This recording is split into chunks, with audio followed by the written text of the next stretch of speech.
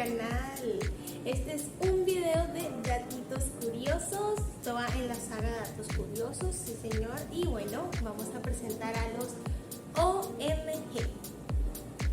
Empecemos.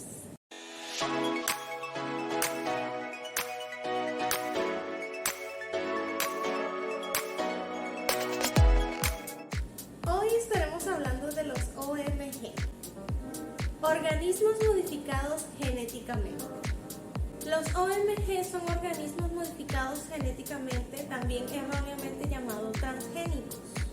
Esto refiere a que es un organismo modificado genéticamente alterado utilizando técnicas de ingeniería genética. Esta definición también incluye todo lo que ha sido modificado con la selección artificial.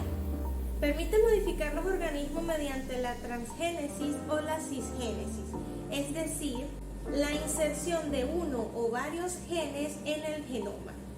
Las OMG incluyen microorganismos como bacterias o levaduras, también plantas, insectos, peces y otros animales. Estos organismos son la fuente de los alimentos genéticamente modificados y son ampliamente utilizados en investigaciones científicas para producir otros bienes apartes a los alimentos. El término OMG está muy asociado al término legal organismo viviente modificado. Esto según el protocolo de bioseguridad de Cartagena, ¿ok? Ya más adelante estaré explicando un poquito más sobre eso. Ok, y pasamos a los alimentos transgénicos. ¿Qué pasa con los alimentos genéticamente modificados o alimentos transgénicos? Los alimentos transgénicos son aquellos que se caracterizan porque han sido manipulados genéticamente.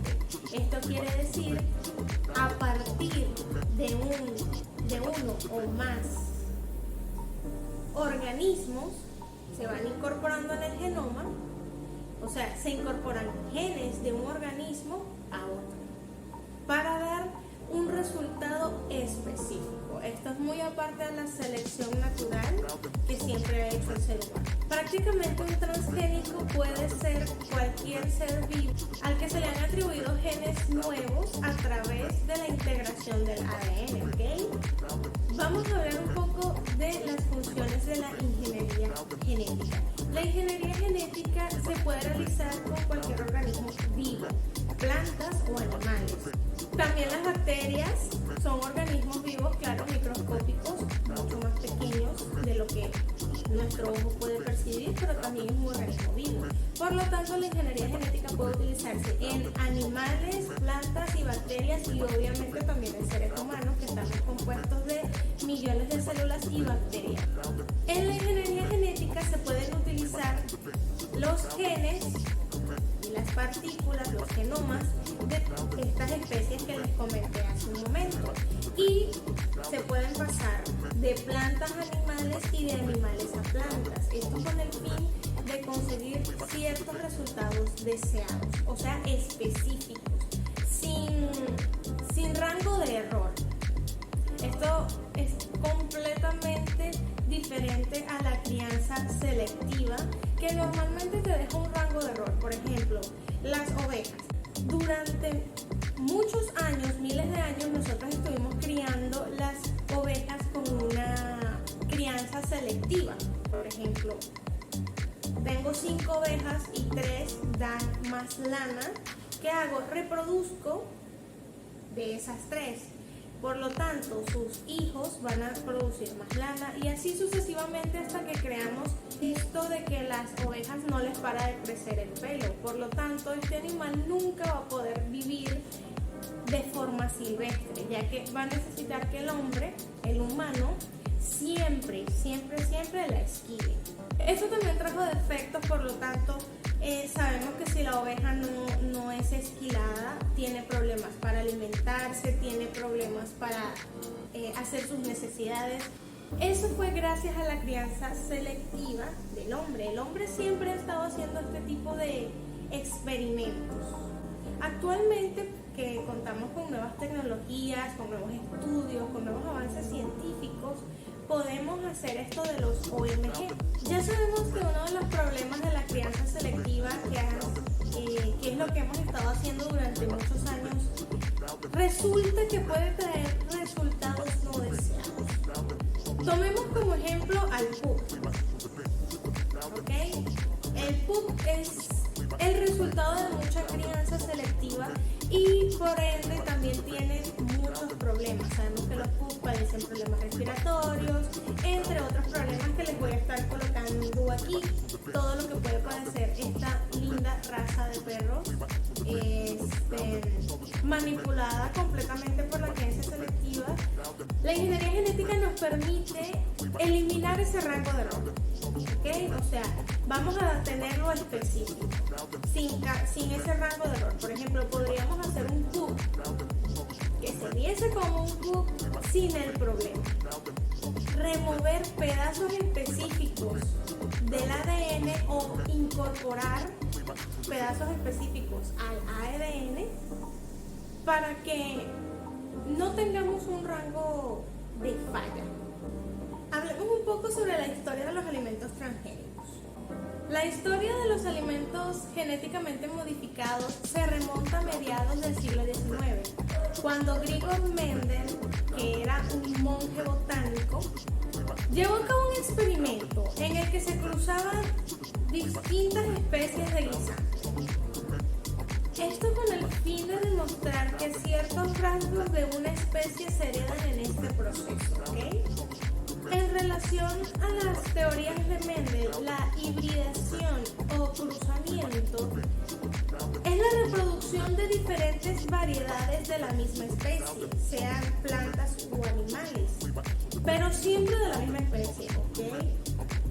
El cruzamiento se utiliza porque los primeros descendientes adquieren algo llamado vigor híbrido. Esto quiere decir que son más fuertes que sus predecesores. Vuelve a pasar con el ejemplo de las ovejas. Tengo 3 ovejas que producen más lana. Tomo 2 y las reproduzco y obtengo un vigor híbrido. Esta oveja va a producir más lana que incluso sus predecesores. Vamos a estar profundizando y hablando un poquito sobre beneficios y desventajas de los alimentos transgénicos. Tomemos en cuenta que todos los seres vivos poseen en su genoma organizado un conjunto de genes, pedazos del ADN con instrucciones específicas para el funcionamiento de las células. A través de la biotecnología se pueden introducir en plantas y animales genes de otros seres. Algunos beneficios. Los beneficios resultan de la mejoría o la utilidad que los organismos modificados genéticamente aportan a las diferentes áreas del quehacer humano. Entre las ventajas que tenemos a continuación, con la biotecnología o con este tema de los transgénicos podemos obtener un crecimiento acelerado del producto. Conociendo la fisiología de los organismos se puede descubrir que los genes que están involucrados en los mecanismos de crecimiento, esto se puede utilizar para producir animales o plantas más grandes que crecen más rápido y que utilizan menos recursos para lograr esto. Entre otros ejemplos tenemos al salmón transgénico, que tarda en alcanzar su tamaño adulto la mitad del tiempo que el salmón silvestre. El salmón silvestre tarda aproximadamente unos 5 años en alcanzar la madurez como tal, ser un salmón adulto apto para consumo. Por lo tanto, el salmón transgénico tarda unos 2 años y medio, 3 años como máximo en alcanzar su etapa adulta, sin ningún evento adverso, ¿ok? O sea, no es que porque creció tan rápido te va a intoxicar el salmón, o es venenoso, o da indigestión. No tiene ningún otro efecto adverso. Sigue siendo igual de nutritivo, sigue siendo igual de bueno para el ecosistema. De la mano con los otros beneficios también tenemos todo lo que es la defensa contra enfermedades agrícolas. En algunas regiones del mundo los cultivos son atacados por virus, hongos o bacterias que los destruyen. Esto provoca grandes pérdidas económicas y escasez de estos alimentos. Mediante técnicas de biotecnología se pueden construir alimentos capaces de resistir estos agentes. Un ejemplo de esto fue una crisis con la papaya, que fue afectada por un virus que destruía la planta. Prácticamente había un agente que se lo estaba devorando. Devoraba la planta como tal y esta no podía producir fruta y moría. Por lo tanto, la producción de papaya tuvo una caída increíble y obviamente hubo mucha escasez de este recurso alimenticio. Y esto también ocasionó mucha presión a los lugares del mundo donde se estaba produciendo. Entonces hubo un descontrol como tal. Pero gracias a la biotecnología y a la ingeniería genética se desarrolló una papaya resistente a este virus que permitió recuperar todo el cultivo, incluso la especie de la fruta, porque casi se perdía la especie, o sea, la papaya iba a desaparecer como planta. Con el beneficio anterior tenemos combatir deficiencias nutricionales. En muchas poblaciones humanas existen deficiencias de vitaminas, minerales y proteínas. Sabemos que uno de los métodos tradicionales para combatir estas deficiencias es la suplementación. Pero sabemos todos que es una medida muy costosa y no está al alcance de muchas comunidades ni de muchos países. En ciertas zonas de Asia existe una deficiencia de la vitamina A. Esta deficiencia provoca problemas de la visión, o sea, ceguera, problemas oculares y todo esto para desarrollar todo esto. Y también mucha mortalidad infantil. Estas deficiencias de vitamina A se estaban cargando a la población. O sea, en muchos lugares de Asia esta deficiencia fue un problema grave. Por lo tanto, gracias a la ingeniería genética se pudo ayudar a estas poblaciones haciendo una intervención en el arroz, haciendo que este arroz pudiera producir un precursor de la vitamina A, siendo así la creación del arroz dorado, se conoce como arroz dorado, siendo así esta la solución a esta deficiencia, ayudando a la recuperación de la población y evitando estos problemas de la visión. Como expliqué hace un momento, gracias a estas tecnologías se empezaron a combatir las plagas en la agricultura. Para ser más concisos, la bacteria utilizada es la Bacillus thuringiensis. De todas maneras, aquí coloco cómo se escribe. Esto produce un insecticida que se usa comúnmente para proteger los cultivos. Se ha logrado insertar el gen de esta bacteria en algunas plantas, de tal forma que la planta produce su propio insecticida. Esta Bacillus no es dañina para el ser humano. También se ha visto una ventaja bastante grande, que es la reducción de toxinas dañinas para el ser humano. El maíz produce algo llamado micotoxinas. Estas micotoxinas son altamente dañinas y venenosas para el ser humano. Estas micotoxinas provocan daños al hígado y problemas a las mujeres embarazadas. Esto le puede ocasionar que los niños, los bebés, nazcan con problemas físicos, deformidades. Las micotoxinas producen un riesgo humano bastante fuerte, ¿okay? Por lo tanto, al añadir esta Bacillus, se evitó ese problema. Prácticamente que aparezca una micotoxina en el maíz tiene un proceso. El maíz es atacado por insectos, donde el insecto mordisqueó y baboseó ahí el maíz, ahí empieza a crecer un hongo. Y este hongo empieza a producir micotoxinas, las cuales nos cargan a nosotros. Prácticamente así es como funciona. O sea, bueno, hablemos de las desventajas. Ok, se estima que es una desventaja la competición biológica por las especies originales. Esto quiere decir que uno de los riesgos que se plantea la utilización de organismos genéticamente modificados es que tengan mejor desarrollo que la especie nativa. Al tener un mejor desarrollo que la especie nativa, se dice que va a haber una competencia por los recursos disponibles, o sea, por agua, espacio y demás cosas. Esto puede producir una disminución y potencial desaparición de la especie original de la planta.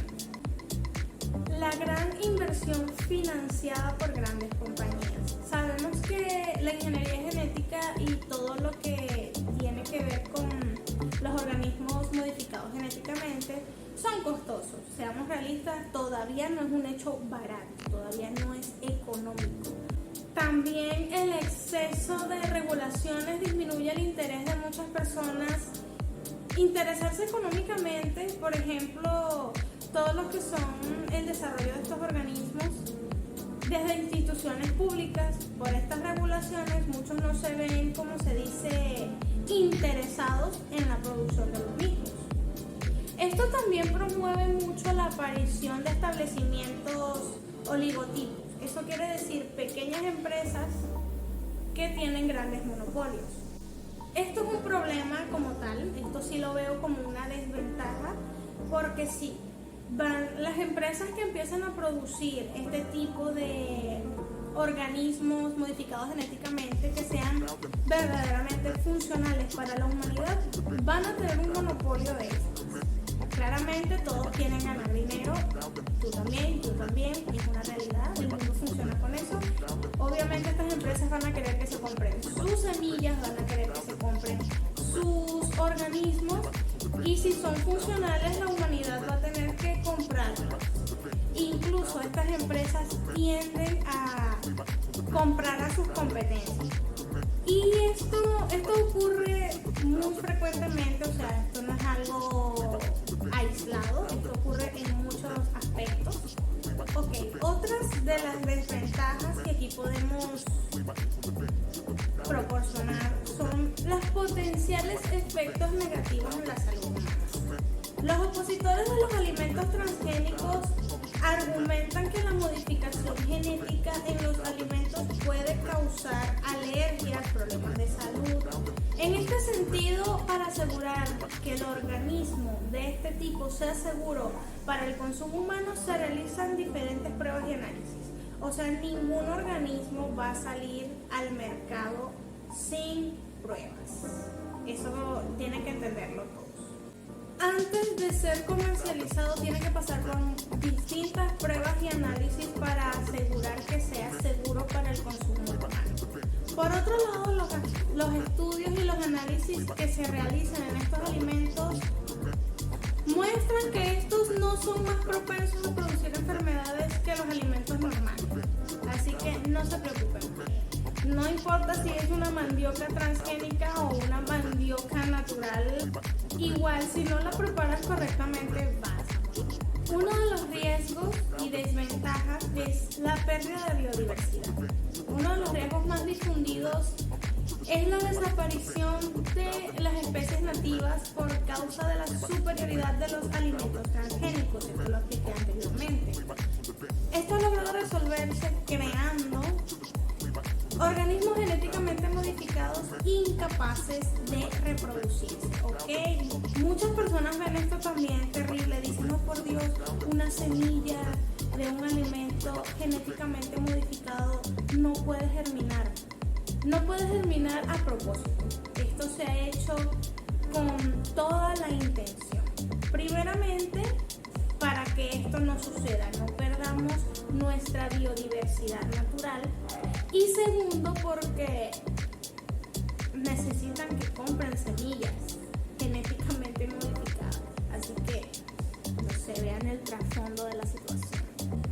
Otra de las posibles desventajas es las complicaciones para legalizar y regular el mercadeo de alimentos transgénicos, que bueno, esto ya no es una complicación porque existe el protocolo de Cartagena sobre la seguridad en biotecnología, ¿ok? Esto es un acuerdo entre diferentes países que establece ciertas normas y regulaciones para la importación y la explotación de organismos vivos con modificaciones en su genoma.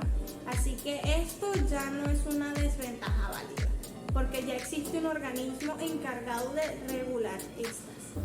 Ahí es donde viene esa desventaja de las implicaciones éticas. Con estas implicaciones éticas la gente piensa que uno va a estar haciendo el tomaco de Homero. O sea, no, eso no funciona así. Tengamos en cuenta que el ser humano consume millones de kilos de comida al día. Oficialmente somos 8 billones de habitantes. Creo que lo más importante es poder crear más comida más rápido, utilizando menos recursos y deforestando menos, porque para cultivar más de la forma tradicional tendríamos que pelar millones de hectáreas para ahí colocar los arados. Y la gente dice, ay, pero estas plantas también producen oxígeno. Amigo, deforestar millones de hectáreas con árboles silvestres es pérdida de hábitat natural para las especies. Así que aunque la plantita que tú estés colocando allí en tu cultivo produzca oxígeno, ¿qué pasa con el ave que no tiene un árbol donde hacer su nido? Y muchas especies de insectos que no tienen dónde vivir y de qué alimentarse. Y también piénsalo mucho cuando tengas esos calores en la tarde y no puedas ponerte debajo de un lindo arbolito a descansar. Ahora vamos a esta pequeña lista de alimentos que utilizan transgénicos. O sea, los alimentos de todos los días que ya son oficialmente transgénicos y que cada día van siendo más transgénicos todavía. Así que empezamos con la soya. Se modificó la semilla para que sea más resistente a los herbicidas. El maíz. Sabemos que el maíz tiene el bacillus que le hablé anteriormente insertados en su genoma, lo que lo hace más resistente a los insectos para no producir micotoxinas más adelante. También la carne. Aumentar el tamaño y el peso de los animales y acelerar su velocidad de crecimiento utilizando menos recursos. Eso está muy bien también, porque recuerden que para producir ganado también se deforestan muchas hectáreas, muchísimas, y las vacas producen gases de efecto invernadero, aunque no lo crean. También tenemos el trigo, que gracias a estas modificaciones son más resistentes a las sequías. Las papas, que con esta introducción en su genoma se invalida un poco la enzima del almidón. Los tomates, sabemos que hubo también una crisis con el tomate porque se dañaba inmediatamente. Entonces se inhibieron sus enzimas para lograr que el tiempo de descomposición sea más lento. El arroz. Se introdujeron 3 nuevos genes para conseguir un arroz con mayor contenido de vitamina A. También el algodón, que tenía serios riesgos para el consumo del aceite de algodón. No tengo ni idea cómo se extrae ese aceite, o sea, eso me dejó pensando. La alfalfa también se modificó genéticamente, se agregan transgénicos para hacerla resistente a los herbicidas, el Roundup precisamente. La leche, se les da una hormona especial para aumentar la producción a las vacas, que está prohibida esta hormona en muchos países de Europa y Asia, así que eso sí está sospechoso. Las naranjas, que son expuestas a una sustancia, creo que es el etileno como tal, que apresura la degradación de la clorofila. Y como dato plus tenemos aportes a la sostenibilidad de la biosfera y de nosotros como seres humanos y seres vivos. Se incrementó la productividad y aumentó la producción de alimentos en un 657.6 millones. O sea, eso es mucho de producción a mis ojos. No sé cuánto eso ayude a las 8 billones de personas que existimos en este planeta. La mayor producción permitió ahorrar el uso de 183 millones de hectáreas, evitando la deforestación. Esto también en este tiempo de 1996 a 2016. Así que hubo un avance en la frontera agrícola para no deforestar. Así que esas 183 millones de hectáreas es lo que nos permite seguir respirando. También hubo una disminución en el uso de insumos y protección del ambiente. Esto ocurrió al mejorar la resistencia a insectos, plagas y el control de malezas. Se ha evitado el uso de 671 millones de kilos de ingredientes activos de pesticidas, lo que equivale a una reducción del 8.2% del uso de esta. También hubo una reducción en las emisiones de CO2 debido a la menor necesidad de maquinaria para aplicar insumos.